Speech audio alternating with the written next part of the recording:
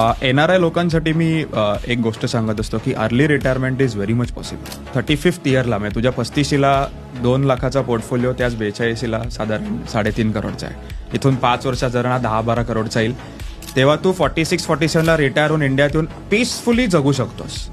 हे शक्य आहे का जो आता चालू करतोय आणि 5-10 वर्षाचा व्ह्यू ठेवतोय? Correct, absolutely. मी माझा स्वतःचा एम ठेवला आहे. जेव्हा म्हणजे मी आधी ज्यावेळेला गल्फमध्ये गेलो तेव्हा असं काही मी ठेवलं नव्हतं की माझं पहिलं एम काय होतं की आपले जे लोन्स आहेत ते रिपे करायचे. आणि जनरली सगळेजण तेच करतात की पहिले तिथे पैसे जमलेत की लोन रिपे करतात. थोडा पिरियड गेल्यानंतर असं मला कळलं की आणि इन्व्हेस्टमेंट दिसायला लागलं तेव्हा असं कळलं की आपल्याला आता 60 वर्ष काम करायची गरज नाही आहे.